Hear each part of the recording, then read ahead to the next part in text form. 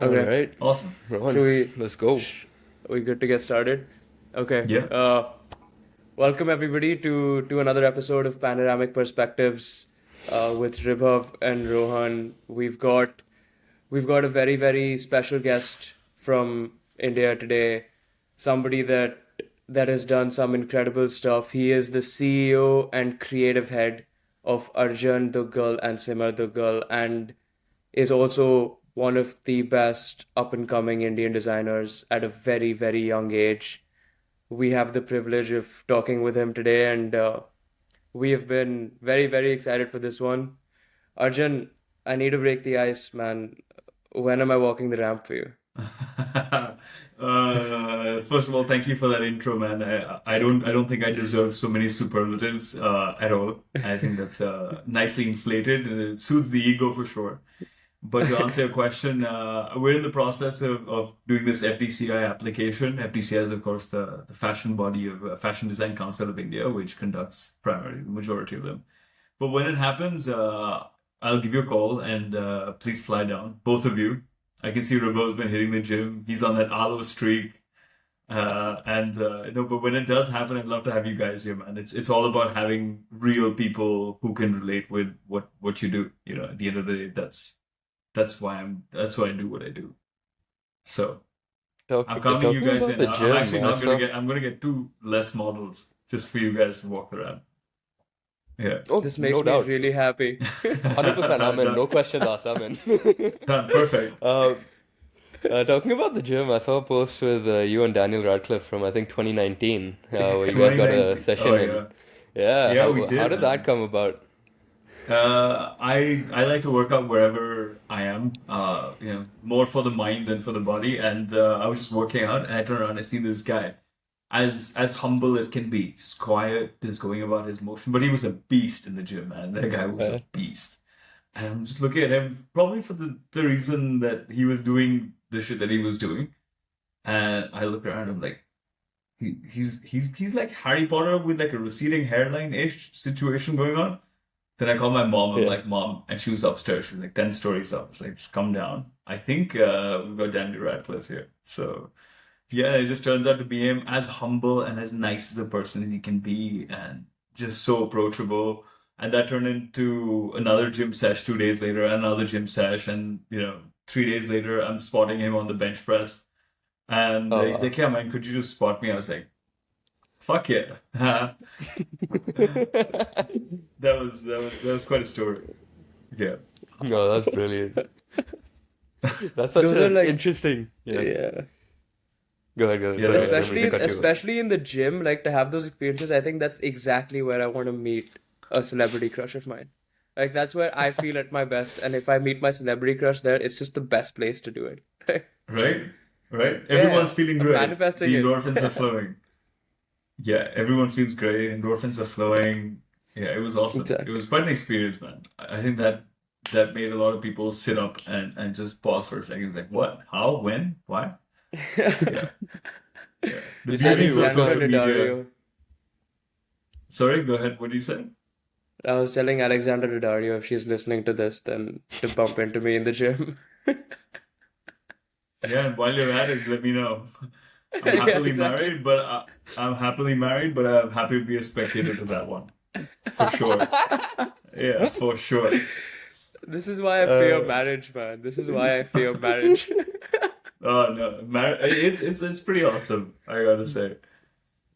I feel like you And I'm have to not say that saying now. that because my wife's gonna watch this later, but but no, marriage is awesome that way. Yeah, it is. It depends on what you want from life. That's Mhm. cool. You So said you work out more for your mind than your body. Has fitness always been like a big part of your life? whenever I've found myself at like rock bottom, Hmm. or you get sort of stuck into this rut of going about everyday life. New collection coming out, or you got something going on, MIS meetings, the quarters, as life flies by. I like to sort of pick up everything. If I'm always astray, I think the first thing is, for me particularly, I'm not saying this is a sermon or anything, but I just feel like me going to the gym or getting in a good workout, getting the blood flowing, feeling good about myself. whether it's in the morning or in the evening, man, just changes perspective. Uh, Feels good. You just kick off the day or you kick off the next day with DOMs. Feels great, man. You get out of bed and it's just everything hurts. It feels great. So it's more for the mind, keeps the mind clear, keeps the Mhm. body, of course, a lot more able and active to be able to do the stuff you got to do at that time and work long hours. And keeps the mind, it's just beautiful mental boost. So Yeah. always kept me sort of in With, check. the, with your interest in fitness and the physical aspect that comes with it, has that in a sense influenced you in your designing in any way? I don't think it's sort of directly influenced me in my design, but however, I do see that a lot of people around me are Hmm. following a similar trend. What it does do is it Hmm. gives me a little bit more of a relatability to the people I design for. For Hmm. example, you guys, Okay. both of you are specifically what my target market would also be. And you guys Okay. work out, so you guys know how you feel. And if you know how you feel, and when you go out at night, you know how you want a certain jacket to fit, or you want a shirt to fit, or how you want to feel. I'm not selling you clothes, I'm selling you a feeling. That's what I do. I create a feeling of what you look like wearing what you do. And 50% of that is the effort that you put into yourself. So if I have to relate to the people I make clothes for, I gotta do the stuff that they do. And if I do the stuff they do, I'll know that, yeah, man, if I'm doing a bro split or if I'm doing push pull legs and I want my shoulders to feel nice, and I want a thinner waistline and I want my legs to feel good, how should I cut that cloth in order to make sure that the people I'm catering to, they want to make their shoulders look bigger, they want to make their neck look longer, you know, wider, yes, but longer, yeah, and longer, and yeah, it's all about the process. I have to relate to people I make clothes for because I'm lucky enough to be in a segment where the people I make clothes for and I are very close in age, so we know how it's supposed to feel. I think that's kind of what helps. Very interesting. Yeah, I never thought about it's very interesting that you said you're not selling clothes, you're selling a feeling. And yeah, I think that's a very powerful message. That's very interesting. And just generally talking about influences. So I think your dad was a garment manufacturer, Yeah, exporter, your mom was a model. yeah. And so like what you do kind of just like it makes sense, right? And so like how did they influence you in your career over the years and how has your relationship with them changed? So, both of them had a very significant impact. Me being the only child, of course. I see you guys have done a lot of your homework and you found details and stuff that usually not everyone would come across. But so my mom and my dad had a very different impact on me. They split up when I was 12. So, whereas from the outside looking in, people would say, "Oh man, poor you." On the contrary, I got the best of both worlds.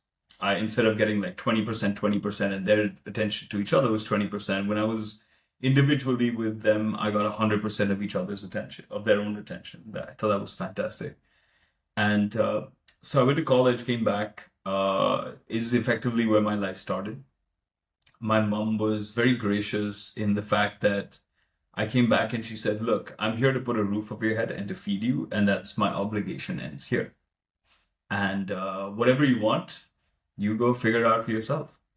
And my dad, on the other hand, said, "Look, I have an opportunity. I'm opening a new factory. Do you wanna work at it?" So I would work with my mom for the first quarter of the day. Uh, the sort of middle quarter of the day, I would work at my dad's, and the last quarter of the day, I would do my own stuff. And because one was in France Colony and one was in Gurgaon, the quarter of the day just went in commute. So I would go in the morning, go from here to my mom's, go from mom's to dad's, and what I really liked is the only continuous message that they both had was that there wasn't, even though they were separate people living separate lives, I couldn't call up my mom and say, dad did this to me today. She'd be like, screw you, go figure it out with your dad. It's your relationship with him. You don't come crying to me. Be a man. Own up to it. You messed up, go to him. And I would tell my dad and say, mom's doing this. He's not gonna. And they were very united. There was always a united front. So it's not like one's an escape route or the other one. It was just, so be it.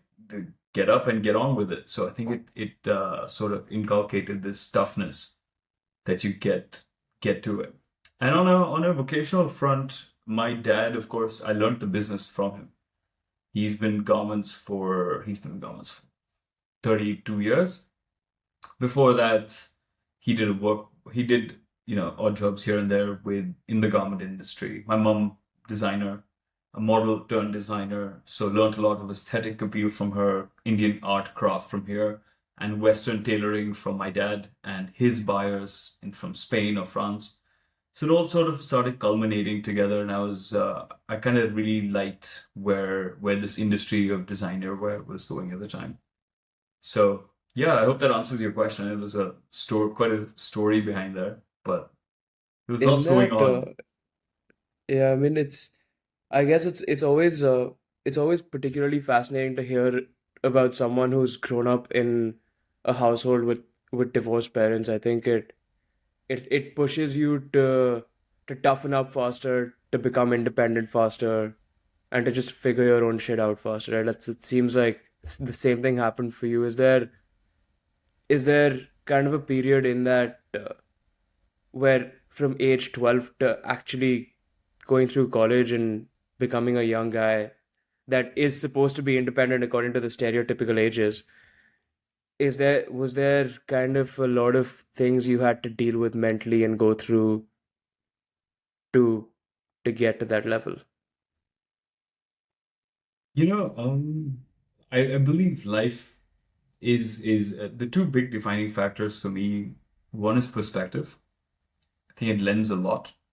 Perspective is sort of that little keyhole through which you can let the light enter or not.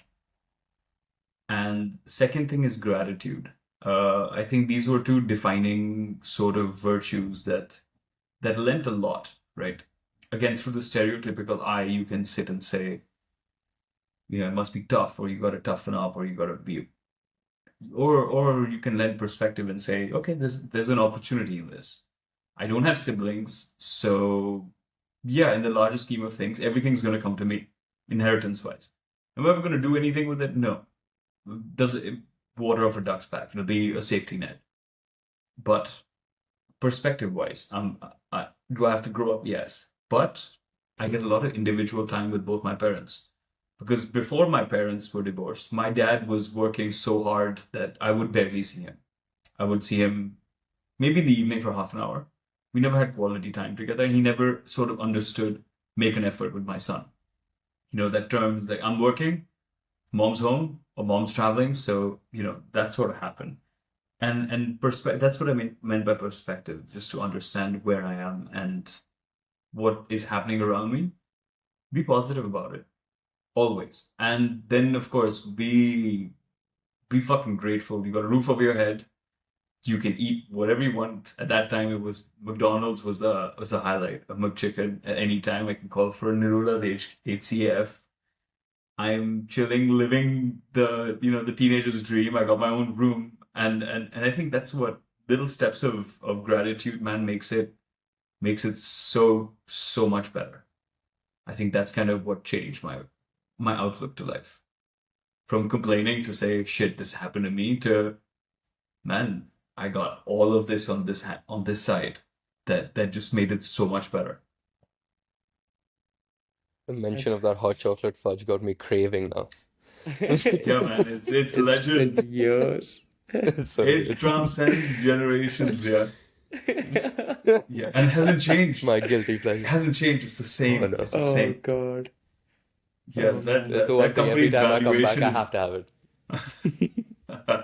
yeah, man. That company's valuation literally is Nirula's hot chocolate fudge sales. Boom. That's what we That's would get. spot on, dude. That I HCF don't has even know paid what for else so they many sell. people's livelihoods. Yeah, nor do I. I don't know what they sell. No. Loki, their paneer pizza is not bad. Not bad at all. Yeah? Yeah. I I wouldn't have no recommend, like, your idea. stomach is going to go for a toss after that, but it's worth Yeah, it. fair enough. Uh, Fair enough. You know, you, it's all worth it. Yeah. It's all worth it. I don't feel that entirely speaking to an Indian designer and two emerging models. I don't think that's the kind of food we want to be having. Oh hell no! Life. You gotta enjoy life, man. You gotta enjoy life. It works.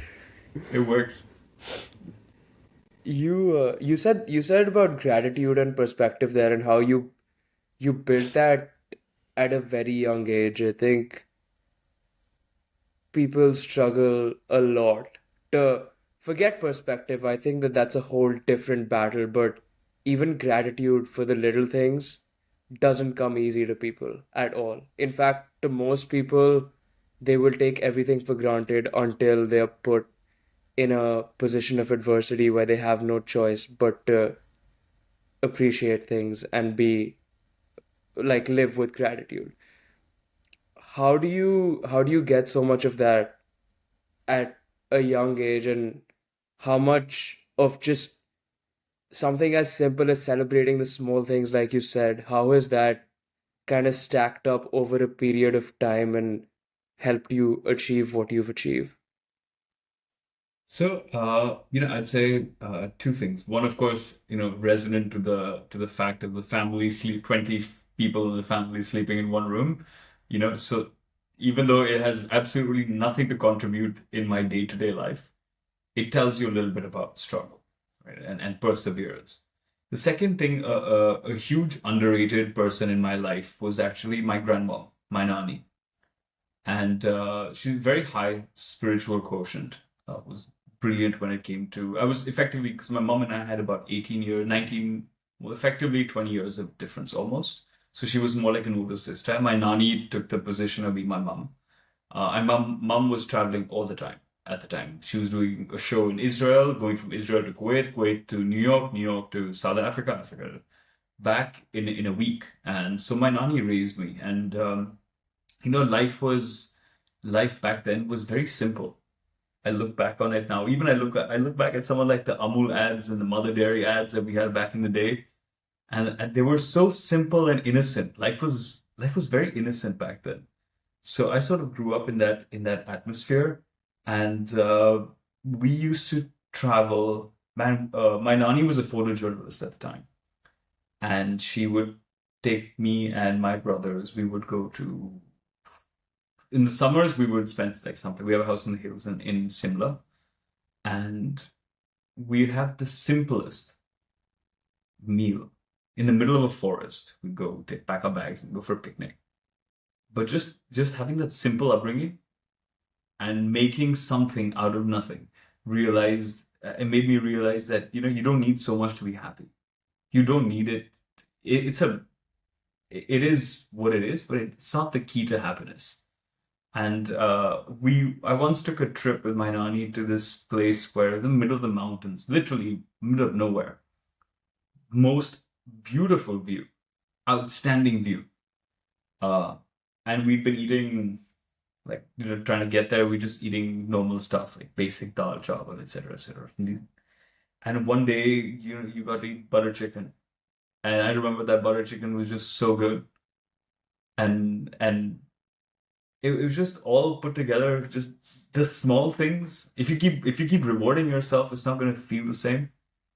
But she taught me that way, that the small little things would treat yourself when you can, because you should, and and be disciplined about it, and that sort of fills you up with a little bit of gratitude. Yeah, and recognizing, of You- course, people around you and the things they do for you, even if it's like your home staff, your office staff. Recognize what they do for you. So, because I don't think I have it in me to do what they do for me for someone else. I don't think I'd have it. So, just being grateful that they're also human and they put in 14 hours for your dream to come true. So, just to understand, yeah, it's all, we're also human. They're also people. And they go through the same shit that we all go through, but they do it with a smile on their face sometimes. Maybe because they don't know better, or maybe because they believe in you, or maybe because, you know, they feel like you take them places, and I think that's. I know I know I'm going on a ramble here, but that's kind of it's just all encompassing.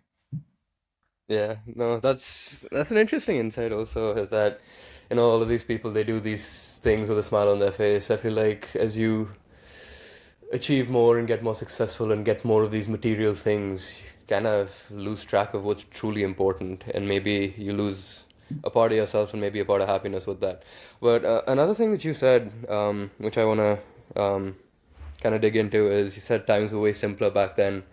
And I want to see, I want you to talk a little bit about how design in the fashion industry in general has changed over time, and how maybe things like technology, something you don't generally think of in fashion, has changed the way you design and your design philosophy, because I'm sure that's enabled you to create new fabrics that you can do new things with, and you can tailor them in different ways, or they fall different. I know nothing about design, but I'm guessing there are different things that you can do as these new materials come out, right? And so, yeah, just how has that changed over time, and how has your design philosophy been changed over time because of that? So I think when times were a lot simpler back then, there was a lack of access to the internet, for example. And I remember growing up when Net-a-Porter sort of first launched, and there was this huge website where you could see all this outstanding merchandise. So one, growing up, there was absolutely no exposure to international designers or designs or details of what they were doing. And I was born in 91. And that was sort of the year of globalization in India. And I think it took a minute before everything sort of settled down here until the brands started coming to India. And, we've always had this intrinsic fascination with the West. So when brands did come here, it sort of became big. But prior to that, the exposure on the technological side of things, I think there's twofold. One is the exposure to what people are doing outside India, like a Pinterest to look at, just the things that people are creating. You get a lot of inspiration from there. I do get a lot of inspiration from what people create. That's one half of it, and looking at designers, looking at things that are happening, the treatments, the color schemes, exposure to like a Pantone, for example, Pantone worldwide, what are the color of the year, what's going on, etc., etc. So it helps to keep you in touch as a designer. From the technological front, I feel also while running, I mean, I am a designer, but at the end of it, I'm also I'm also a businessman. I'm also an entrepreneur, and my job means I have to look at my operating profit margins, making sure it's run like a business. It's not a hobby, it's a business. So technology has really helped there. We're in this process of integrating an ERP system to make sure that we understand what our fabrics cost, What's where it's ERP? coming from, the cost. Sorry? Sorry, what's ERP? ERP is like an enterprise resource planning software. Okay. So it's like an SAP or an Okay. Oracle. So if I'm running a company, I have to know how many orders I'm receiving on a given day. Where they're being consumed, how they're being consumed, and that sort of opens up a beautiful Pandora's box as to how to make limited collections, how to make very few, buy really expensive stuff, because I want to give my clients the best that they can afford, the best that money can afford, a segment of it. So buy the best fabrics, and I know that it's not going to waste because there's a system there to monitor it, and that system is tech based. Even our records, for example, my clients' measurements who show up to my door, about delivering customer service. I'm not going to call them in every time and say, come and get measured. I don't want to waste their time. I want to, the way men shop, men, they like one thing, they want to come back to that store, make a phone call and say, hey guys, what new have you got? 1, 2, 3, 4, fine. This in 3 colors works for me, great. So tech helps in sort of, keeping especially the cloud, to keep data stored, understand. It helps me design. I see what sells. I see what colors sell, what fabrics sell. As we expand in India, up north, totally different weather. Down south, totally different weather. What month sells, relative to the other in, say, Bombay, very different to a Delhi. Diwali in Delhi is huge. Ganesh Chaturthi and Visarjan is huge in Bombay. So how, they all interact with each other, and it makes you make more informed decisions, less wastage, um, more efficient overall. So it works on two different fronts, and it helps to take the tech side of things and then merge it with what I hold really high regard for is Indian craftsmanship. So sort of take that so I can maximize my potential with Indian craft and use it to at the most efficient level. So yeah, the mix of both worlds. Interesting. And how does, what's your creative process when it comes to, so you have Arjan Dugal and then Simar Dugal, and so what's the difference in your design process for the two different brands?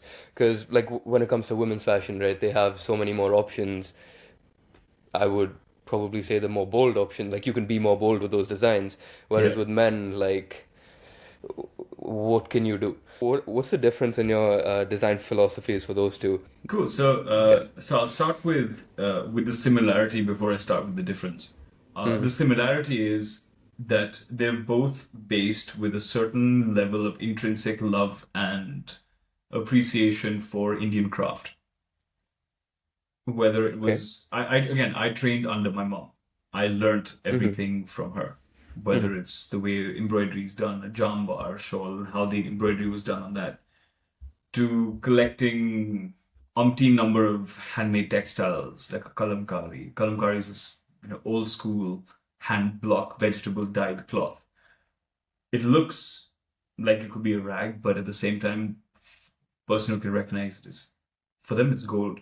So all these little things put together form this base of absolute love and appreciation for Indian craft and handicraft, particularly woven items and embroidered items. And that's the only sort of similarity that we have. With Simar Dugal, my mom's label, after she passed away, I inherited the label and she said, look, I don't know what you want to do with it, and it is yours to do as you please. For her, it was sort of a means to an end. It just so happened to be that she was freakishly talented at what she did, and she gave it every ounce of her time and energy, which is what made it a success. And when I inherited it, I sort of got a mainframe of do's and don'ts, aesthetically speaking. This is what the brand stood for. This is what you should do. This is what the book says. And at first, I was naive enough to think that the world is going to buy into a new aesthetic or change in aesthetic. And I was like, no, we got to try, we got to experiment. And sort of that worked against me. For the first year, it was like, oh wow, very well appreciated. I made a piece for my wife, and it was very well appreciated because I stuck to a certain aesthetic of hers. Then I went to totally changing altogether. It didn't work. So we came back and understood our grassroots level. This is who we are. We're gonna, as Virgil Abloh said, the 3%, change the 3% of something every year. Make it give what 3%? That's how good you are as a designer. But change the 3%. Uh, and as far as menswear goes, I have a lot of respect and regard for all the women who are out there getting their husbands to change their wardrobe. Uh, and even higher regard for all the men who are out there being game to experiment. Because it's not up everyone's alley to say, guys, I'm gonna just drop what I usually do and I'm gonna change it and wear a different fun color. And kudos to them because that they're the reason why I'm here. I love it. And today your average man wants to look and feel great. It's a method of self-expression. Um, say you're wearing an olive quarter zipper. Maybe 10 years ago, olive was not a color that men would even consider wearing. 15 years ago, it was the blues, the blacks, be very safe. flannel, black, white, red in the winters, and so on. But today people want to express themselves, and they do so to do a lot more with clothes than they have previously done. As a designer, they put a lot of their faith in you to create something and give them the final okay that, hey, yeah, this is looking great. Fantastic. Wear it. Uh, so yeah, that's kind of how it goes. I get to create whatever I feel like I want to create. I'm hugely inspired by Japan, by Japanese embroideries, the way it works, sashiko embroideries, shibori dyeing methods. Uh, that's all to do with Japanese art and craft. And then I have this whole Indian side to me where I use brocades, which is usually totally unheard of for men. It's just this silver shiny material woven in, but to use it differently for men, it's outstanding. And create heavily embroidered jackets, which just look like, it looks like Gen Z would wear to a wedding situation. So, merging those two worlds, it's beautiful. It's fluid. There are no boundaries. You get to play with it and make it what you want to make it. I think that's what gets me up in the morning. So I think the totally first time different, I but same. saw we were at a wedding last month, and that was the first time where I saw a piece of yours on. My best friend was actually wearing it, and he told me it's an Arjan Dugal. And the first thing I thought of was I've never seen an Indian outfit fit a man so well. And like he's not 6'4", he's not got the perfect physique for like a model or what the clothes you build, but it was so fitting because you had created something that had made his body so well. And like you said, it brought out all of those important features that he wanted to express. And it there was a quote I read a long time back. It's style is who you are without having to speak. I think it was Rachel. I don't know who someone called Rachel. She said this, and Yeah. it stuck with me because I was fortunate enough to model about 4 years ago in Paris, and it made me appreciate clothing a lot more. It made me appreciate the people that are in the business a lot more. When you're backstage, when you're actually having these conversations, you understand what it takes and the inspiration and Yeah, the work that it goes into it, right? absolutely. How how in a world that is so notoriously fast paced do you stay relevant or almost keep pushing the envelope and keeping your clothes high in demand and making the quote unquote right stuff for the time of the year or the time of the day. Um, okay, so interestingly, I feel like human beings, since we've been in existence, we've never really had to look and say, keep up with that person or keep up with that person. I can't run someone else's race. They want to do 20 collections a year. Kudos to you, man. I appreciate it. My process, it's not my, I don't have a very long process, but everything that I want to create, I want it to be a certain signature of the truth. If it's shibori, I'm going to go and find the person who's been doing shibori for 3 generations because that's the only person I'm going to trust to do it. Only then will I buy it and put it in front of my consumer. I am not going to be an H&M or I think Shein or Shine. I don't know what the name of the brand is. Yeah. No, I'm not going to keep up with H&M or Zara that's 2 weeks out. No, I want to build things to last.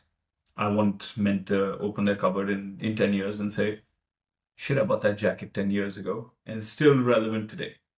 And I feel like the beauty of that also stands from the fact that men's fashion, uh, as much of it, I mean, I went to London a couple of months ago and I was complaining that I went into 8 different stores and all 8 had olive chinos.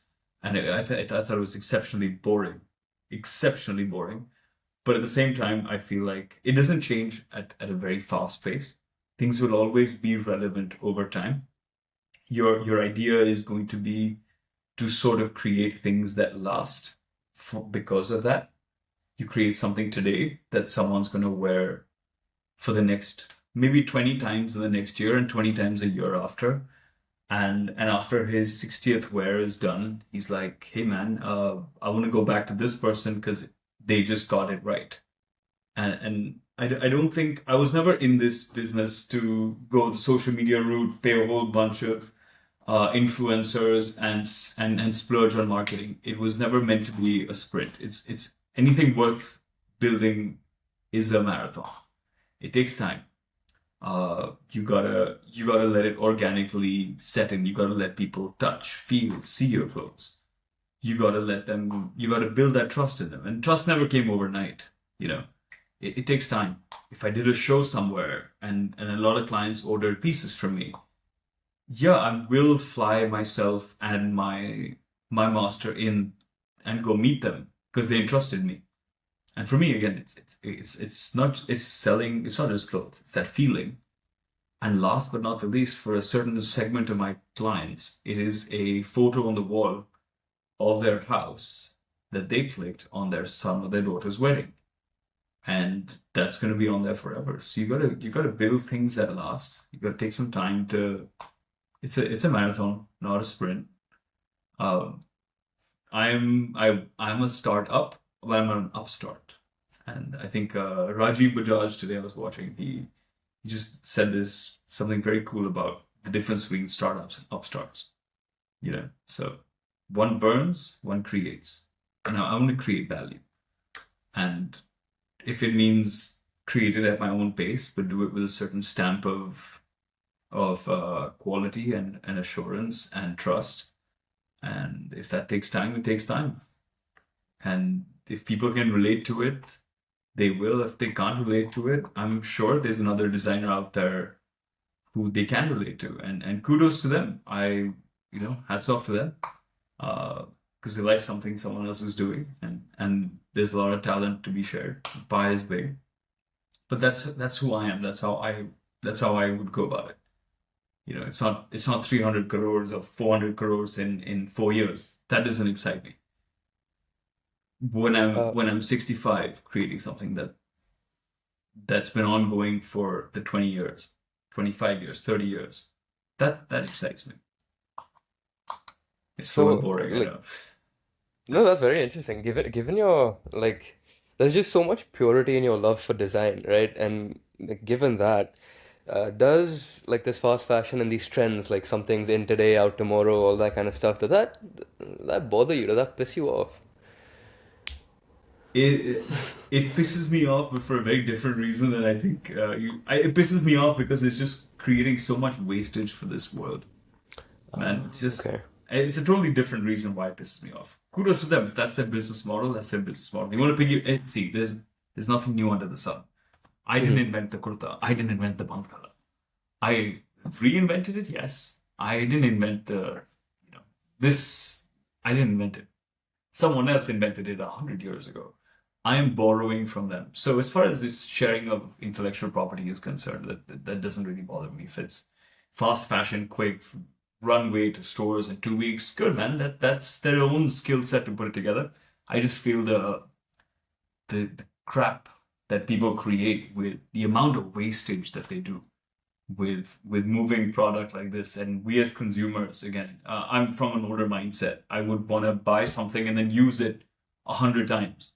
Maybe if I'm gonna binge, I'll buy 4 sweatshirts and I'll buy four again. But I want them all to age. I don't want them to be like two wears and it's falling apart. I mean, geez. So I dislike it more for the environmental implication it has than for the implication it has on fast fashion. So It, we share nothing in common, right? So our markets are totally different. Absolutely. yeah, when you said like you want to wear the same thing, like you want to age, like you want your clothes to age, like that's something I relate to because generally, like I don't enjoy going out, spending time shopping, buying clothes, trying on a bunch of different things, and doing that again and again and again. So like I will buy something, like I like this, I have this in I think eight different colors, Bingo. and I'm Yeah. good for the next while, right? But when it comes to, I feel like women's tastes when it comes to fashion is very different, right? They want Yeah. different things again and again and again. So I'm Correct. guessing that's where the whole fast fashion thing and different trends come in, is that men could probably not care as much, but women want that different thing. They enjoy shopping, like they enjoy fashion, and they Yeah. maybe at some level enjoy that self-expression more than men do generally. And so, yeah, I don't have a question going with that. That was just Yeah. No, my you're thought absolutely right, man. You're when you for said that, sure. and that was interesting. And yeah, for like Um, men, we'll do two collections a year. For women, we'll do four yeah, collections a year. We want to change color palettes, but again, that's for me. It's a creative outlet also. I could design a little bit more. If I was just designing for men, I'd kill myself. It's boring as sin at times. I create something new. I'm like, okay, now I gotta wait a whole another 6 months before I launch something and have proof of concept before I put it to the market. Yeah, that's why I enjoy women's designing a lot. You get to experiment with colors. I like a color. I love red, for example. It's such a effing beautiful color. But mhm. would I wouldn't, I don't think in my 10 years of doing this business I've ever come across someone who's worn a red jacket. Never. But a woman would wear red and it would look ethereal on her. So, I guess I was just ahead of the fashion. I've been wearing red jackets since I was 17, I think. yeah, man, I've always been a colors guy. you gotta Arjan has save had that. the same red jacket since like 2016. That's not even a joke. I think it's in my cupboard right It's now. just Yeah.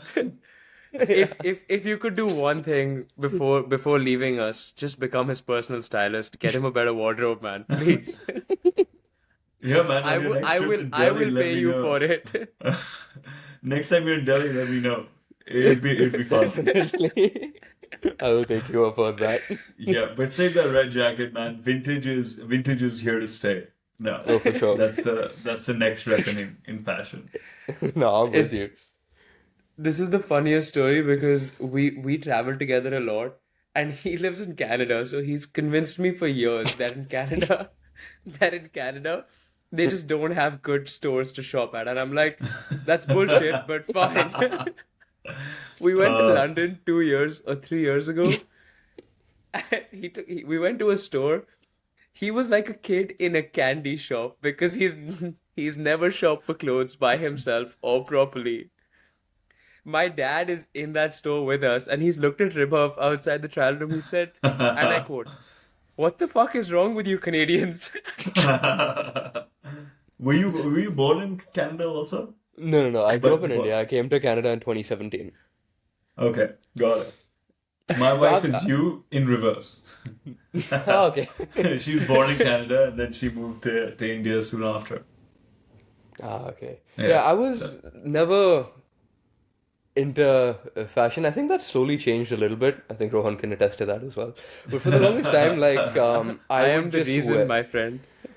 That's not entirely false. But for the longest time, like it was just I would wear whatever.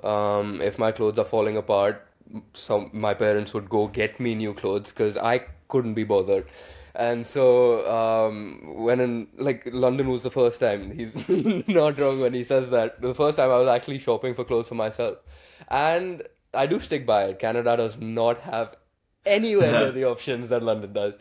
And there was just so many nice things and like different, like everything made me look different. It highlighted different parts of not just my physical appearance, but different parts of my personality. And that was very interesting to me.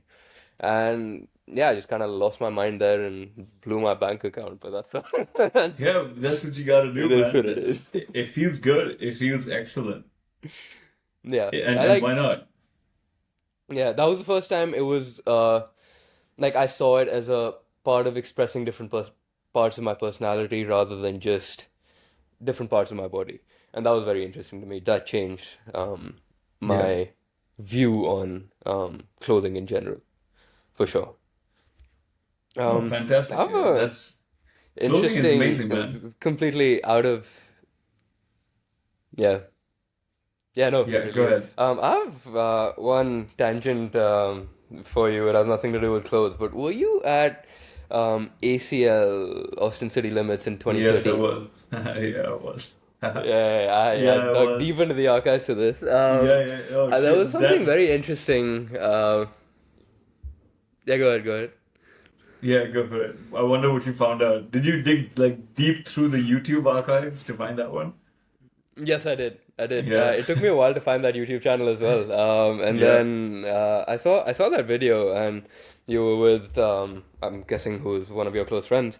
Yeah. And one of the things that really stuck out to me was on your second day, I think it was, you had 4 or 5 different rules that you set for yourself. One was say yes to Yeah. everything. Another one was document everything. Expose yourself to at least 5 different groups of people, Yeah. and have the ability to be secure in a group of people. Yeah. And yeah, I just want to talk to you about your mindset, what you were going through in that period of your life, what caused all of that openness, and yeah, just Oh, cool. how So that shaped you. very Yeah. interesting, man. Yeah, so that was a friend of mine, Manuel, from Mexico, and this was for a project of his. That he's like, bro, we gotta go to ACL. We've been here for 3 years and we haven't been to ACL. So we picked up and went to ACL. And like any 19, 20-year old, we were like, you go out and you're insecure about what you look like. I used to weigh maybe a buck 50 at the time. And I was skinny. I was shredded, but I was like skinny, and and you're in the US and every guy is like big, and you like, let's experiment with a little bit. Let's explore a part of our personality which is slightly different. Let's set a few ground rules. Let's just not make this about attending a festival. I'm sure we can do that anywhere in the world. But let's try to do something different, something cool. Set a few ground rules, and something that takes us out of our comfort zone. I'm a big believer in life starts outside your fucking comfort zone, man. You get too comfortable, it's over. You got to get out of that comfort zone. So yeah, I guess it started from there, and we want to do something different, experiment, explore. Yeah, led to a whole bunch of crazy things happening that weekend, but it was fantastic. Yeah, those Kudos crazy to you things guys, that are man. fit for a podcast. Yeah, crazy things fit for a podcast.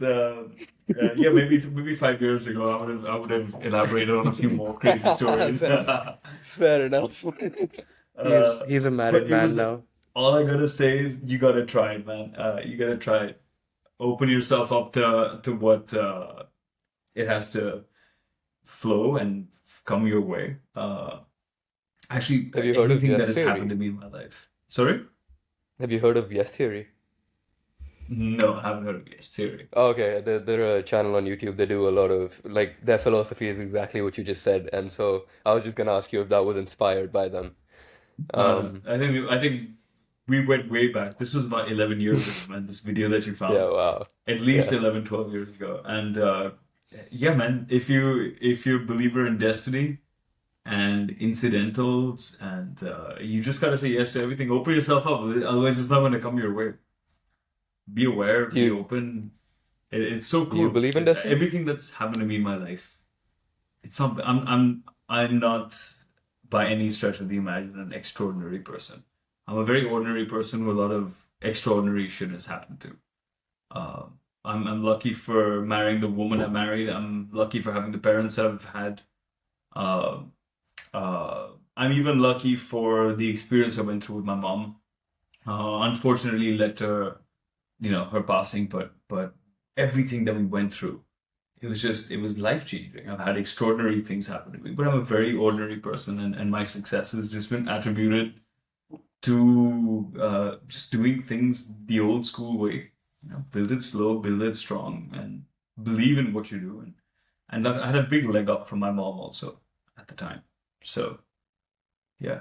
How What did your I life change when your mom passed away? Actually, it didn't change when she passed away. It changed when she was diagnosed. Because she wasn't diagnosed with breast cancer or ovarian, which you still have hope for, and she was diagnosed with pancreatic stage 2 at the time. And pancreatic is, I mean, the survival rate is 5% after 4 years, which is exceptionally low. And it's that cancer, that you've had absolutely no breakthrough in. It's sort of that last one that they're still trying to find a cure or something out of it, but it's just not. It's a very tough one, and it's almost like a death sentence. So when she was diagnosed, it took me a minute to wrap my head around everything that was happening or that was going to happen. Um, it also made me realize that there is no such thing as limits in life. If I have to stand here for 12 hours to look after her and then go to work the next day, that's what it is. There is a playbook of life, and you throw that playbook out the door. I had to be there to look after her. I had to run both her business and my business. And I had to make sacrifices. That's, I think, one of the biggest learnings that I did was I had to prioritize my work, my mom, her health, my work, and my physical fitness to keep myself mentally sane. Those are the three things to prioritize. Anything else that came in, if it had to compromise any one of these three, was out the door. I sacrificed in a significant social life at the time.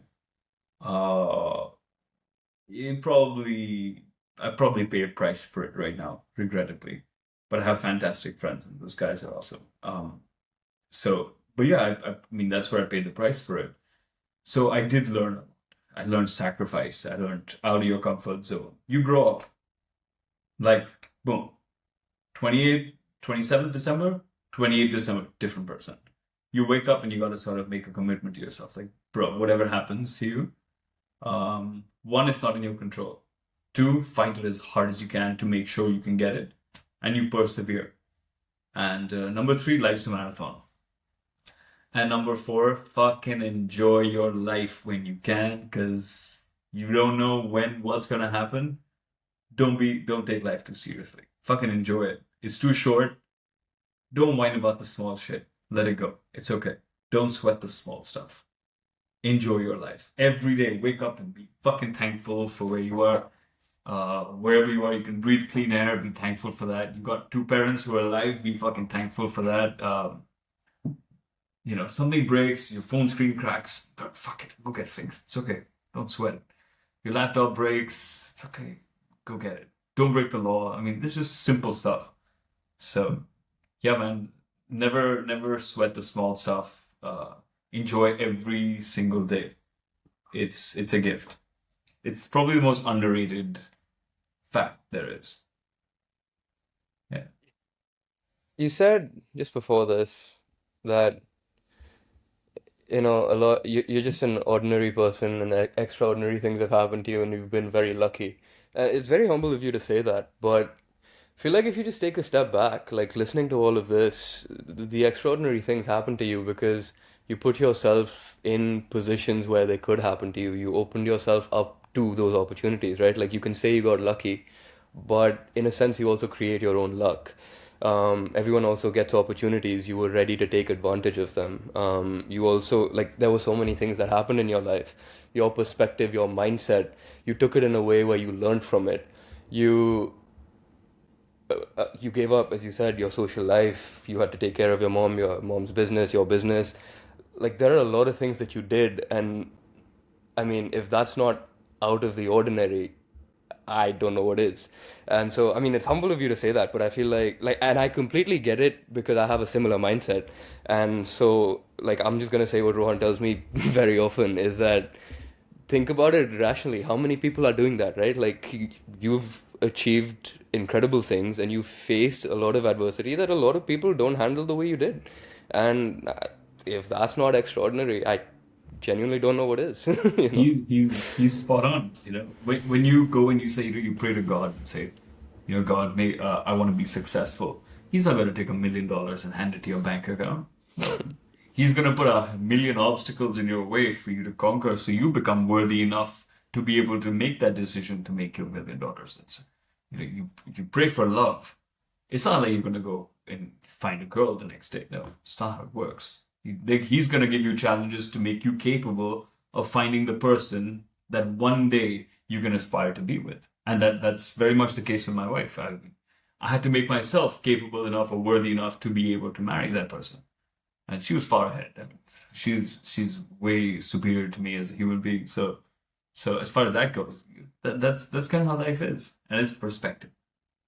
The other day I was watching Flash, which I thought was a very underrated movie, and his mom passes away, and he changes this whole movie is based on why it changed, how it's changed him, and I took a minute and I said, when you go through all these superhero movies, it just sort of happens that the parents pass away. That's just this huge momentous inflection point in your life, and people change. And I was like, maybe I should put on a fucking cape and try and make myself and work even harder and try even harder to be better and better and better and better. So that was my last affirmation on the last Sunday. So I just thought I'd share that with you guys. It was a Do fun you thought. think that like all the adversity that you had to go through in your life, did it unlock a level of dedication in you to master your craft and to achieve what you have that you don't think you would have otherwise maybe found in yourself and would have seeked for someone else to find in you? I think it unlocked a part of me um, which allowed me to be able to experiment with with the with the ability to do hard work, with the ability to persevere through things. I think adversity has taught me that when you're trying to achieve something, what time is it doesn't matter. If you're hungry, it doesn't matter. Irrelevant. Your net profit percentage at the end of the day, or your investor, is not going to give a shit whether you were hungry, whether you were sleepy. If it was 1 in the morning, it was 3 in the morning. No, it's going to give a damn. If he's giving you his money, you better be there. You got to show up. And it gave me an element of toughness. Uh, like, fuck it, let's get on with the show. Move on. Let's go. I think that's what adversity did. It was like, and again, it gave me that perspective of don't sweat the small stuff. And with mom, it was a very different scenario also. It was at any given point, anything could happen. Which is kind of like the life of an entrepreneur. You're a business owner, you get paid last. You're at work not 5 days a week or 6 days a week for 8 hours a day. That's not how it works. You're at work at any given point in time. You're working all the time. And that's kind of how that was. So it just took the boundaries of what life is and threw them out the window and said, there are no boundaries.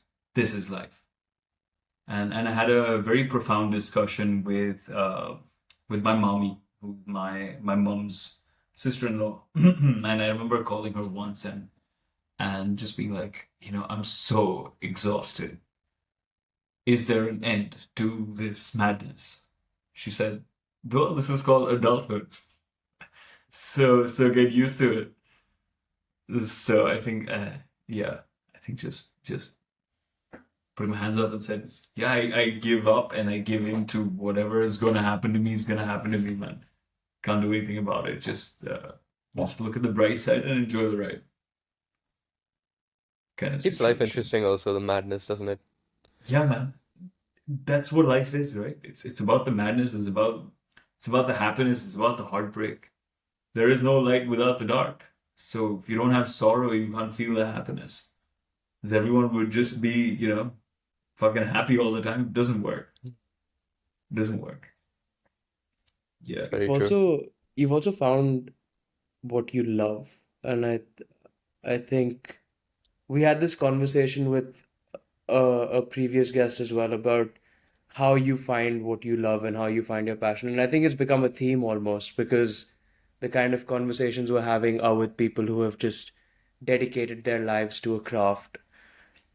You, I'm turning this way back, but you came from a finance background and then you happened to Yeah. find what you love in fashion. Granted, that came from, 3 generations and your third gen. Uh, how have you over time nurtured your love for fashion, and has it become stronger and stronger over a period of time, or do you think you were just so rooted in the already existing love that you had for it because of what you had seen, and you couldn't see a path for yourself anywhere else? Also, quick question, a quick add to that question. Also, when you switch from finance into fashion, something you love, how did your quality of life change? Were you just happier?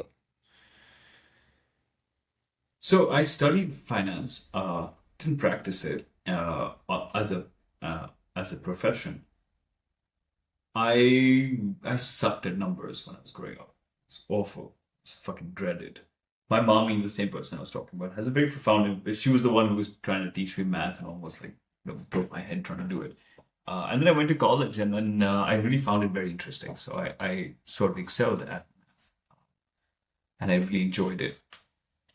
So I did finance, uh, which sort of just incited a slight love for numbers and understanding. And I thought it was a very relevant skill set. And my dad very rightfully said, he said, look, kid, whatever you choose to do in your life is going to have an element of money involved. If you do not understand finance and numbers, you cannot own a business, you cannot run a business, you can't run your household. Everything relies on money. So finance it's almost like learning A, B, C, D. You gotta know numbers, you gotta know how finance works, you gotta know your margins. It's just how it works. Whether you choose to be a designer, whether you choose to be a mochi on the side of the road, it doesn't matter. You gotta know numbers. So that was the inspiration behind doing finance. And of course, I started getting better at something, so I picked it up. Fashion for me was I don't know, it was my mom was working with all these designers, and she used to get home these outstanding garments, and I would fall in love with it's just intrinsic love for clothes. Just absolute intrinsic love for clothes.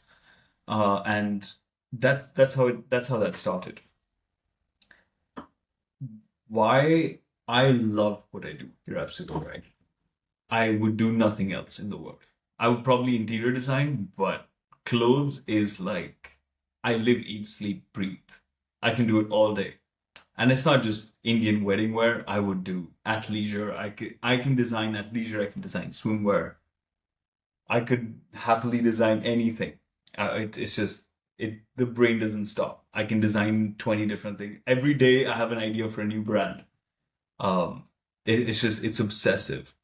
Uh, so that's kind of where the love was already intrinsic. Even though I was third generation, no one in my family had done anything that I was sort of doing. My mom was very ethnic Indian bohemian clothes. Had nothing to do with. Had never done a men's shirt before. So for me it was uh, third generation. My grandfather was a textile trader. Part of his business was in textiles. Part of it was in other stuff. My mom was a designer. My nanny was a designer, but at a very small scale. So what I was, it was almost like sort of taking a wheel and then totally reinventing it.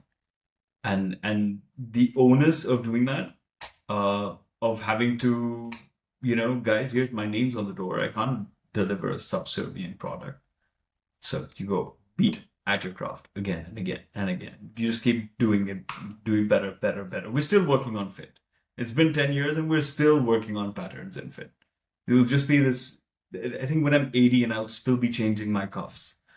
Just tweak it here, tweak it there. It's a never ending process. And I think that's what I love about clothes and about fashion.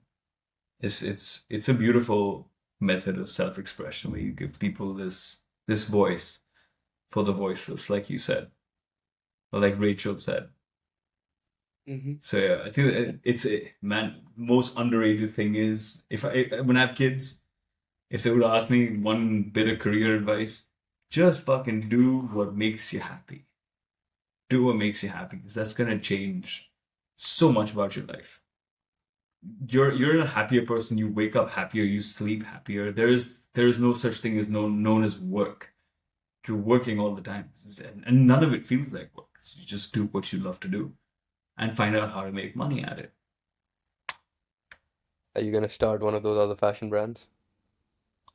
Oh, hell yes. Yeah. One I'm already working on. Yeah, yeah, for sure. For sure. I have two Uh, in the pipeline that I'm working on right now. oh, nice. Can you talk Yeah. about like what type of clothes they are? Like what type of? Yes. So one Yeah. definitely I can talk about. One is called Nomad. Nomad Okay. is a fashion brand, and it was actually inspired by, I went for this handicraft emporium uh, festival a year and a half, 2 years ago, and there were all these guys, and they had created the most epic looking fabrics I've ever seen in my life. Denim made from khadi, which is handmade. And me being a fan of like the way people work in Japan, which is just one person that craft for 20 years. So that's all they've done. And they've reinvented that craft. So I just went up to these guys and they were doing this outstanding work. It was just next level. And they had nobody to represent their craft to our generation. Nobody. And it was losing its charm. And I felt like in about 2 years, it's gonna die out. And these are things that I learned. Maybe another generation, max to max, and it would die out.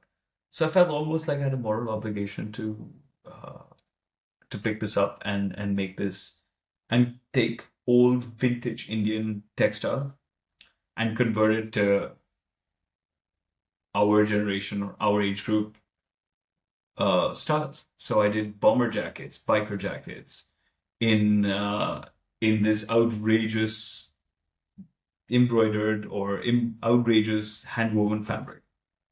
So, and it's very cool. It's very, very cool. Best tailoring, crazy fabrics, put it together. Wow. And it was inspired. The reason Is why that it's a called market Nomad, that doesn't exist in India?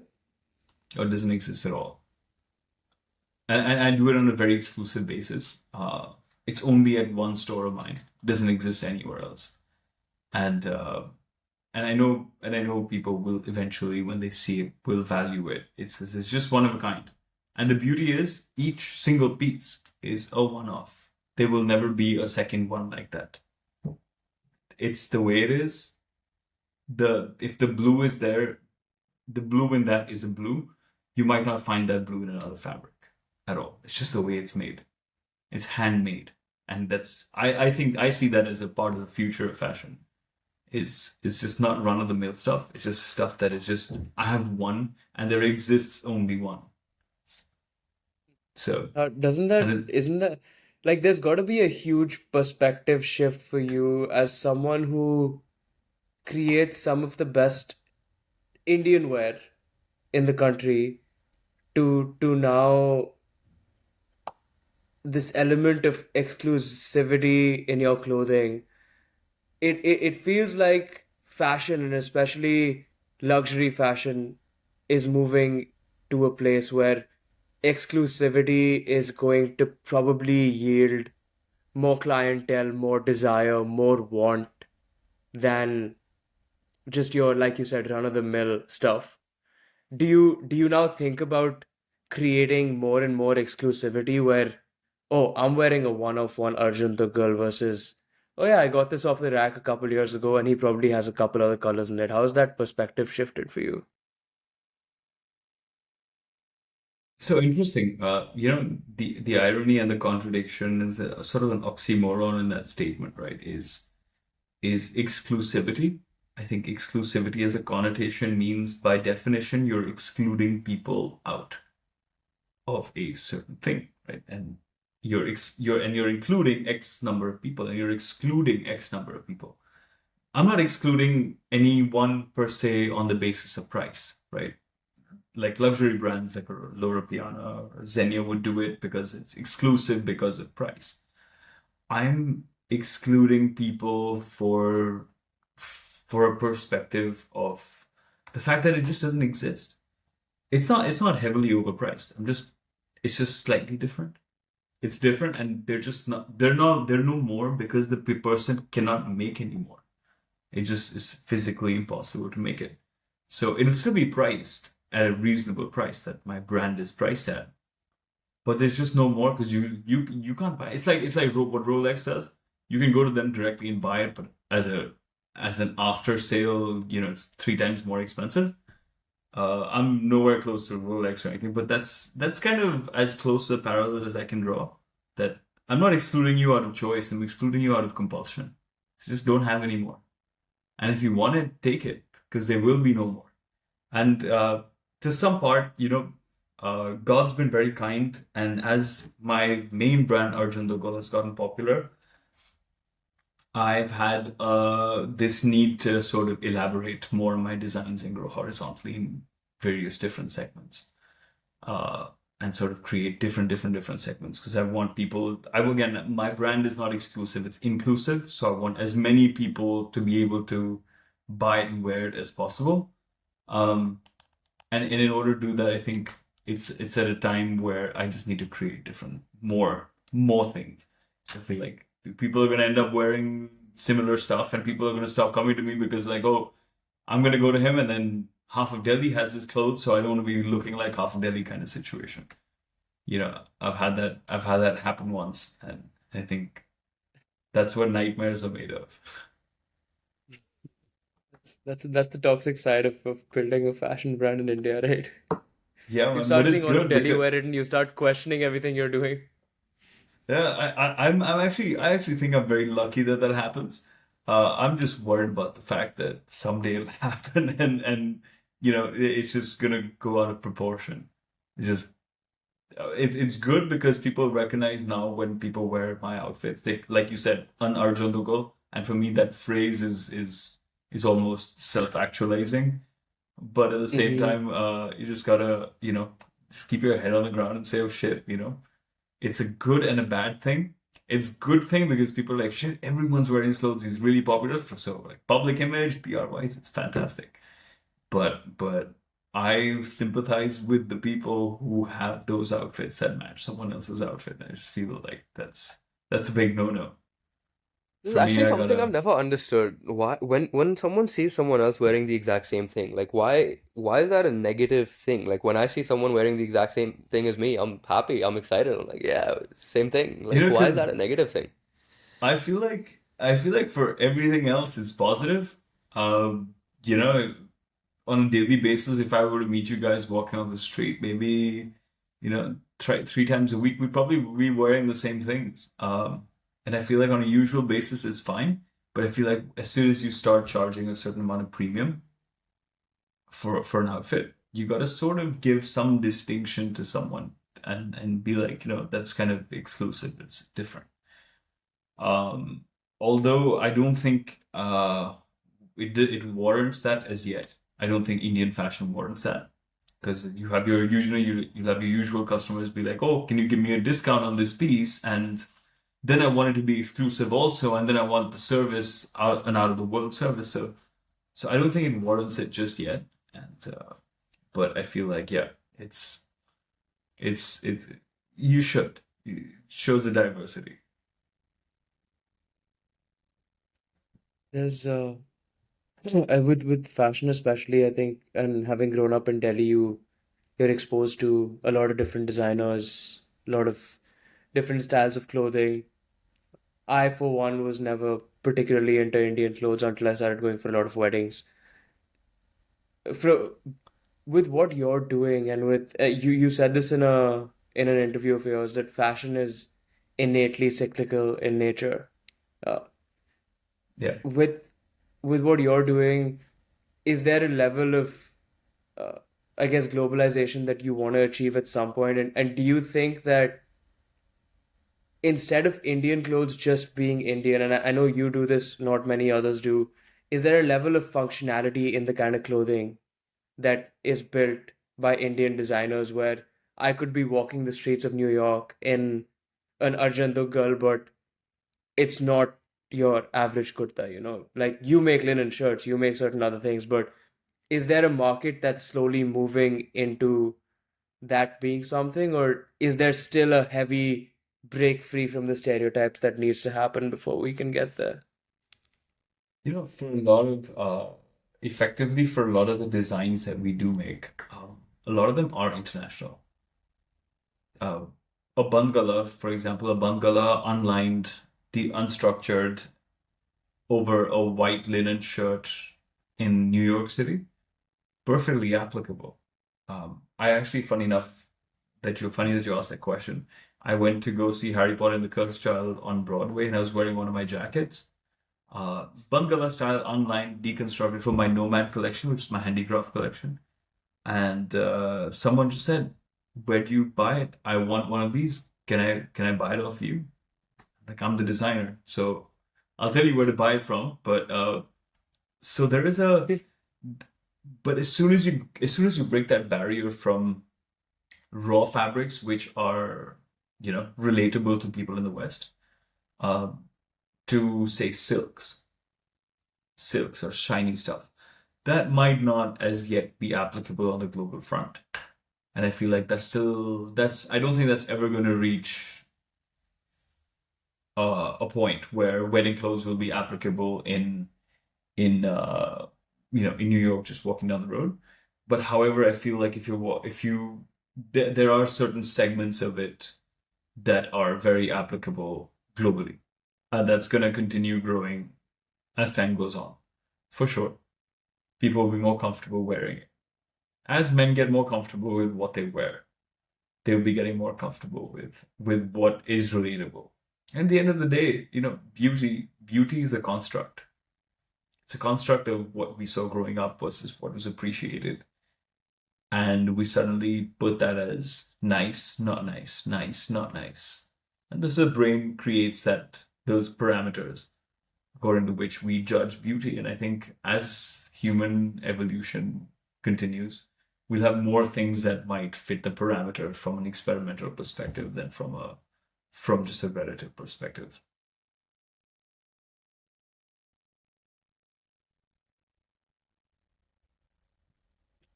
There's so much to dissect in what you said.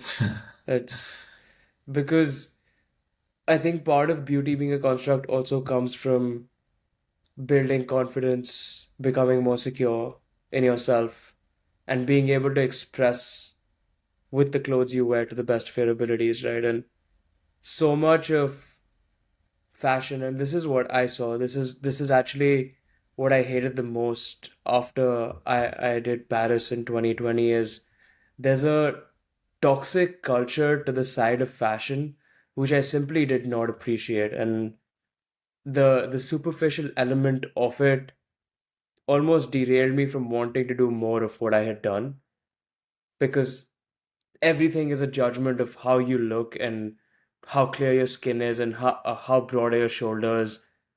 Do I like to hear those things? Yes, but it's funny how in the moment when that's the only thing that matters, you don't actually want to hear those things.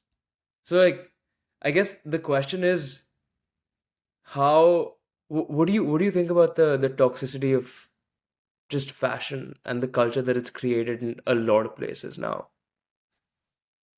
So yeah, I mean, toxicity in fashion is not the first time, right? We sell superficial. That's who we are. Um, but that superficial somewhere makes our true self better, or makes our true self feel better about who we are relative to, right? If I wear nice clothes, I'm gonna feel better. If I have a lot of shit to do the next day, I will probably wear a suit because I feel like I'm the man and I'm here to own stuff, right? As far as toxicity, it's not the first time, dogs are gonna bark, and it's your choice whether you're gonna let it affect you or not. Funny enough, I started my career as a model. I was a model first. I hated it. At the same time, it taught me so much more. And it was so funny because I was pretty slim back in the day, and I went for fittings, and there were all these models around me, and they were shredded. And I thought I was pretty lean at the time. Bro, I walked in and I was wearing and it was this designer's jacket. It was an outstanding, beautiful jacket. Nothing on the designer. That button around the stomach just didn't fit, just didn't shut. And it was about the broad shoulders, and it was about the, feeling better and better. But that's a rat race you can choose to be involved in or not. Today, I think the beauty of by no means am I a liberal. But I just feel like the construct that beauty has taken on liberal side of things is very nice, because people, there is beauty in beyond the broad shoulders and how clear your skin is. I think particularly for a man, the way you speak, being a gentleman, I think that still holds so much more value than how clear your skin is or how broad your shoulders are. Again, it depends on the audience you're catering to or you're speaking to. You know, uh, for my wife, for example, intellect was highly relevant. Doesn't matter if as long as I crossed 5'10", I'm 6'1". So she's like, oh, as long as you cross 5'10", that's all that matters. Be over and above that, it doesn't really matter. But are you well spoken? Can I have a discussion with you? Can I have a conversation? Are you going to care for me when I'm sick? Are you going to take your responsibilities? That's the construct of what she found attractive. So toxicity where it comes, but I feel like every man has the ability to be the best version of himself, and I think that's what they should aspire to do. I don't look like Hrithik Roshan. I do. I don't. I don't look like him. He is gifted. He is him. I'm me. And we have our two different ways of going about things, and that's just how it is. You know. Talk to me about the business of being a designer. So, um, it's a it's a very hard thing to start, just because it's not a high volume play that you're doing. You have to do something to stand out in the crowd. The Indian market now it's I'm sure a lot bigger, but it's not been the most fashion forward country in the world, right? And so yeah, how did you navigate all of that at the start? How do you navigate that now? What are the challenges of being an entrepreneur and as a designer in the fashion space? Man, that is a loaded question.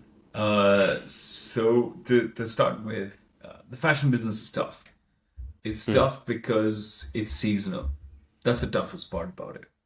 Is that you don't have a steady revenue stream all year round.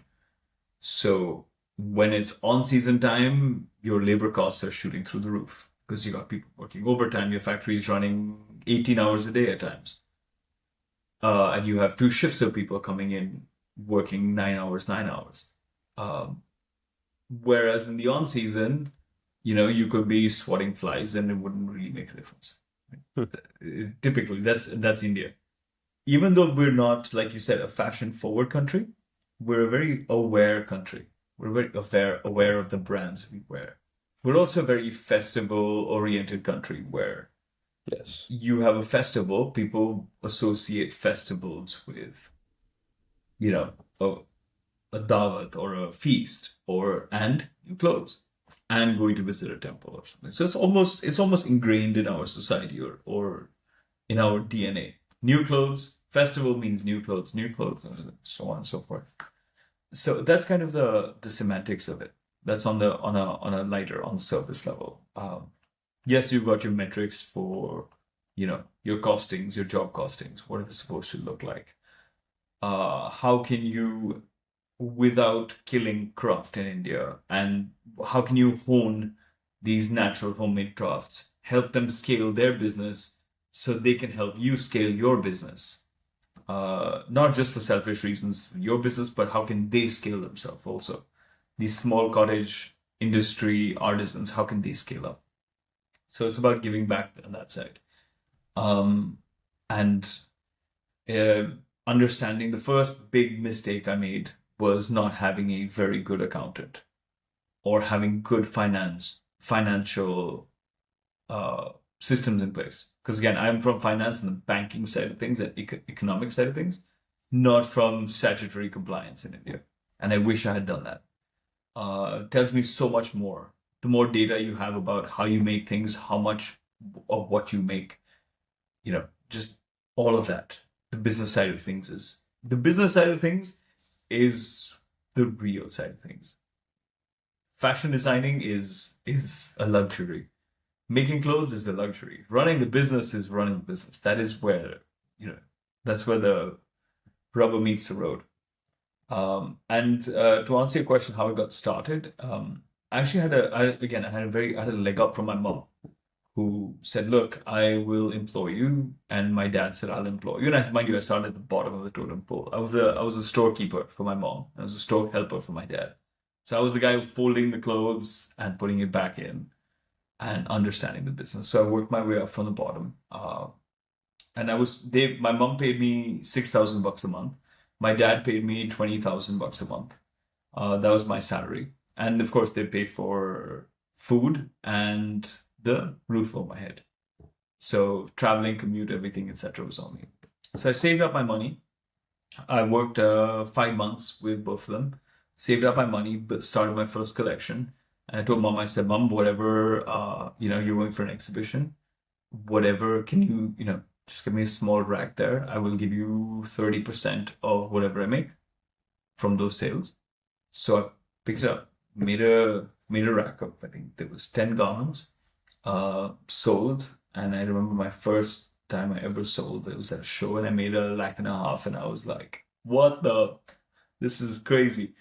And it was like, it's not nothing. It'll like after 30%, after my net sales was 1.56, 300 of my first bill 11 years ago that I made. And yeah, then I took that money, completed the orders, invested into new collection, did my next show, gave 30% to my net sales. It was 225.84 at that time. And then literally just took it slowly. And then I got lucky with this whole fashion movement for menswear happening in India, be right place, right time situation. Can't underestimate that. Right place, right time makes a big difference. That's something that made a big difference to me. So yeah, that's kind of how it started. Then this revolution started happening. I started working with a store in Bombay, started working with a store here, there. People really appreciated what I was making. And I mean, effectively, my clients, the people, my customers, they're the reason why I am who I am, where I am. Just enough can't be said about them. There are a whole host of them, but that they are who they made me who I am, and the recognition is through that. So, little baby steps. I just finished a Uh, decade of doing this 2 weeks ago. So, Congratulations. thanks, man. You just said that the designing, the creativity aspect, that's a luxury, and the business is the business. That's what you have to do. Yeah. And earlier you also said, like, if you could tell your earlier self something, it would be, follow what you love, follow your passions. Yeah. And so now that you've built a business out of something that you love, has that in any way diluted your love for creativity? Because now it's like something you do as your career for money, like you have to run the business, you don't have a choice.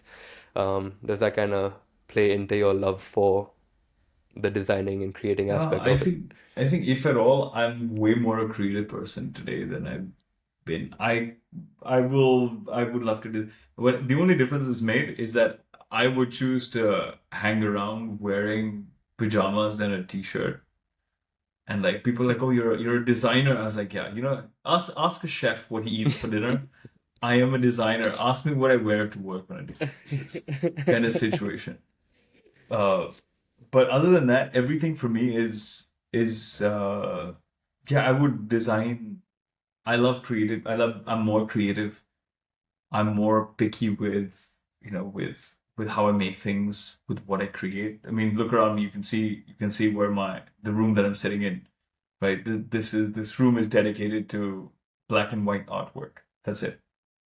Everything around this room, barring the books, is just black and white because it just has to be that way. And I'm more, I think, discerning with how I would even design the shoes I buy, the socks I buy, the shirt I buy.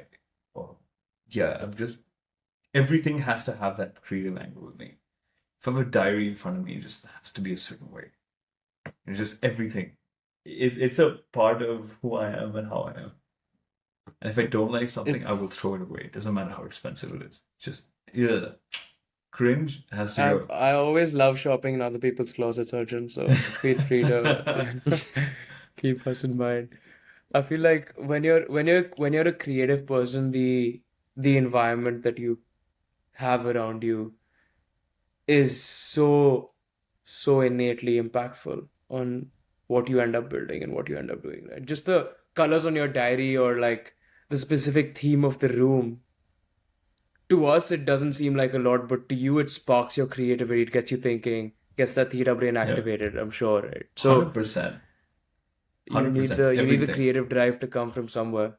Yeah. Yeah. 100%. Interesting. For sure. What is Yeah. what is next for Arjan Dugal? What is next? Got couple of new brands I got to launch that I would love to launch. Okay.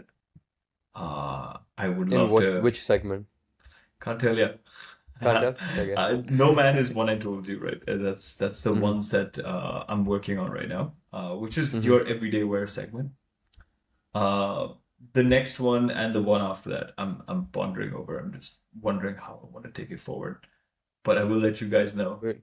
It's something cool. It's something close to my heart. Fantastic. But because I just have to create what I believe in. And then shoes is something I'm doing on the side. Experimented with a bunch of it for a year. Now we're finally going to launch a little bit of the shoes this coming year and see how that goes. And what I would really love to do is probably venture out to you guys' neck of the woods, into the US and to Canada.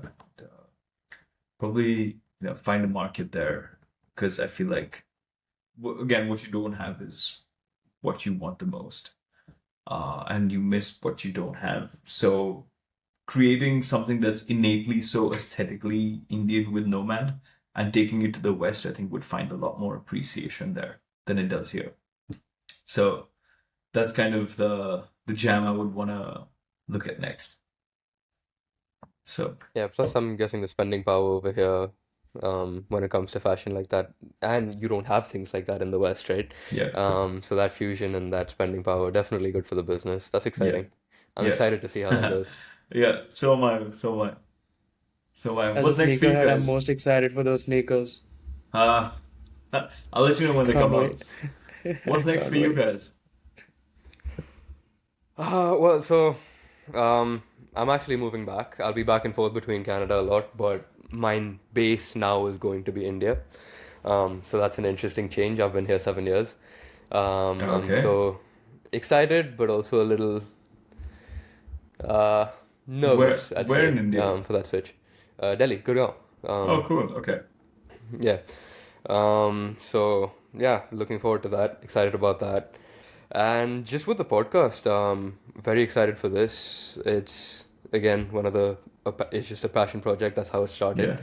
Yeah. And now clearly we're pretty serious about it. I think this is the 14th podcast that we have, so it's been going on 14 weeks in a row. We haven't Kudos missed a to you single guys, week man. yet, and we're That's not going to great miss a stuff. single week. Thank you. Good stuff. And yeah, I feel like one thing that I've realized recently, is that when it comes to building things, like I love building things, and when it comes to building things, I like doing it with people. Okay. Yeah. And so, like, my background is in software. I do AI research, and like, even if I have the capability to create some tool, something, and create a business myself, um, it's not fun, And I think that's one point of life that people miss. You gotta have fun, and yeah, this podcast is just a lot of fun. I get to do it with Rohan. It takes honestly a lot of the pressure off too. A lot of the Yeah. work is divided now, and it's just fun. And so, yeah, I guess that's what's next for me. I'll let Rohan speak for himself. Yeah. I mean, what's next for me is just this podcast is the biggest focus right now. Like I'm a full-time consultant in New York, so that's Okay. the 9 to 5. That's what Yeah. enables me to do everything in my life. But Yeah. the focus is just creating the best and biggest podcast that India has ever seen, and something that will compete with the Western world. And it's just, I think, building something, you need to have a level of confidence and a level of delusion. Unfortunately, both of us have both of those. So we're just Fantastic. gonna keep Fantastic. chugging away. And I mean, Yeah. Brilliant, man. Brilliant. You do need it. You do need And that. of course, being models for you in the future, that's Yeah, for obviously sure. next on the That thing. goes But, without you saying, know, man. That we'll contract keep is that for everything later. well signed. It's actually like this seems like a full circle moment, not with you, but because when I modeled in 2020, my mom was like, you should just model full time. My mom did Miss India the year that Sushmita Sen won. Yeah. Way back. My mom was in the top 8, and so she's kind of like living vicariously through me, and she Oh, yeah, really wants me to nice. model all the time. And Nice. I'm like, Mom, I want to, but it's like it's just a it's so toxic. Like I can't be Yeah. perfectly physiqued all the Yeah. time. I wanna appreciate like a donut and a cookie, and I just wanna enjoy life Hell yeah. sometimes, you know? Yeah. Sometimes that donut is better than those abs. I feel you. Exactly.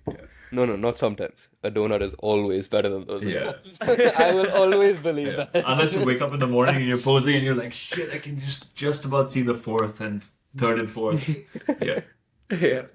No, I feel you. I think to close out, if you had to leave anyone in their 20s listening to this with one piece of advice, what's it gonna be?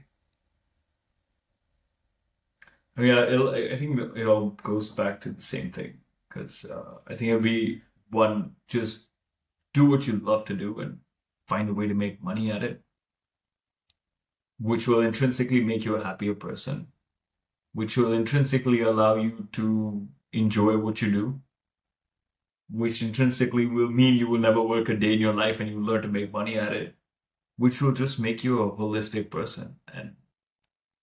And lastly, don't sweat the small stuff, man. Don't sweat it. It's okay. Stuff happens, it all blimps in history. Yeah. That'd probably be it. I like that. Just be nice, be happy, be a good person. That's, I think, more than anything else, just be a good person. I love that. Absolutely love that. Work your I think ass off, as yeah. my parents would say. Yeah. I love that, man. That's the perfect note to end on, guys. Just work hard, master your craft, and be a good person doing it, and you will definitely achieve. Have Thank fucking you so much. fun. Yeah. Yeah, and a have whole fucking lot of have fun seriously doing it. fucking fun 'Cause doing it, honestly. Just don't be too serious. Life is about having fun. Life is also about having fun. You don't want to be 70 sitting on a rocking chair and say, oh, look at this. I'm in a New York penthouse, but guess what? I just didn't have fun doing it now. Mhm. And last And thing, and if actually, you don't have friends to share it with, right? yeah, exactly. Okay? What's life without friends? And actually, I'll leave you with this piece of advice. Some people think it's the destination. No. Some people think it's the journey. I don't think so. I think it's who you become on that journey, on the way to that destination. That's what makes you. For sure. 100%. Beautiful. I think that's crazy. I'm gonna put So- that on a t-shirt and send it to you. It won't be Arjan Dugal quality, but it'll be average at best. No, it works, man. That works. No, That that- works. Yeah.